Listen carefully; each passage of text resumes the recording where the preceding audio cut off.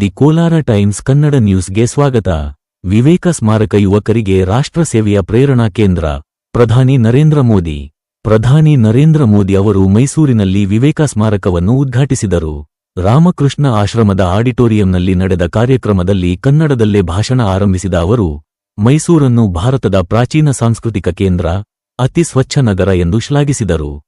ಯುವಕರ ಸಾಮರ್ಥ್ಯದಿಂದ ಭಾರತದ ಅರ್ಥವ್ಯವಸ್ಥೆ ಬೆಳೆಯುತ್ತಿದೆ, ಶಿಕ್ಷಣ ಸಂಸ್ಥೆಗಳ ಸಂಖ್ಯೆ ಹೆಚ್ಚುತ್ತಿದೆ ಎಂದರು. ವಿವೇಕ ಸ್ಮಾರಕವು ಯುವಜನತೆಯನ್ನು ರಾಷ್ಟ್ರಹಿತಕ್ಕೆ ಪ್ರೇರೇಪಿಸುವ ತೀರ್ಥಕ್ಷೇತ್ರವಾಗಲಿದೆ ಎಂದು ವಿಶ್ವಾಸ ವ್ಯಕ್ತಪಡಿಸಿದರು.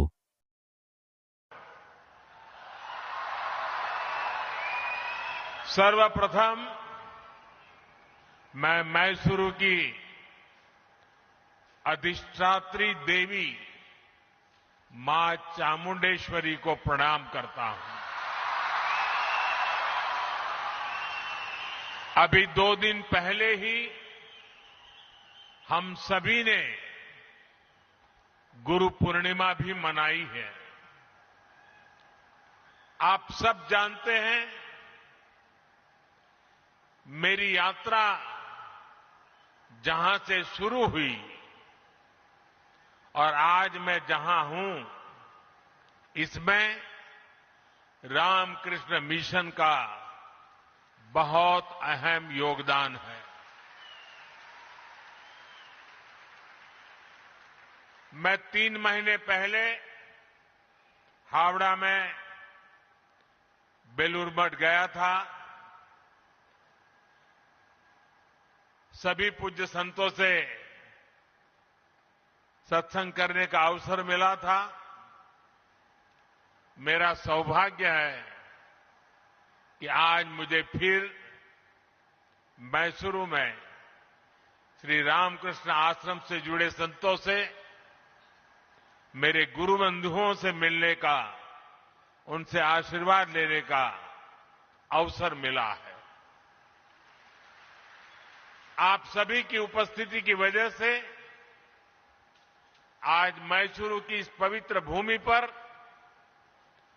मुझे एक अलग ही ऊर्जा अनुभव हो रही है. मैं आप सभी संतों के चरणों में सादर प्रणाम करता हूं. साथियों, मैसूरू भारत की अनादि सांस्कृतिक चेतना का केंद्र रहा है. यहां के मंदिर, यहां की परंपराएं और उत्सव, मैसूरू का दशहरा, यहां के भव्य महल, इसका संगीत और साहित्य, भारत की विरासत इस शहर के कण कण में रची बसी है. और ये देखकर बहुत संतोष मिलता है कि इस शहर ने इस विरासत को उसी कुशलता से सहेजा भी है, संवारा भी है. श्री रामकृष्ण आश्रम और स्वामी विवेकानंद जी की स्मृतियां भी मैसूरू की विरासत का ही एक समृद्ध हिस्सा है. कुछ देर पहले मैं उस ऐतिहासिक भवन में भी गया था जहां स्वामी विवेकानंद जी ने अपने प्रवास के दौरान कुछ समय बिताया था. कर्नाटका के कितने ही विद्वान और मनीषी इस स्थान से जुड़े रहे हैं.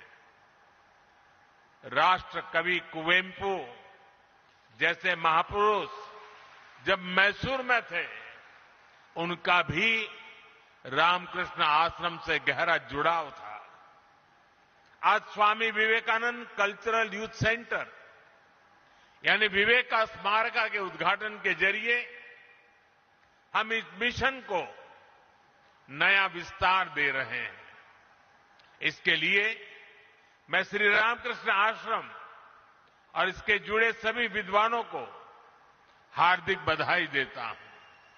साथियों, व्यक्ति से विभूति का निर्माण एकाएक नहीं होता.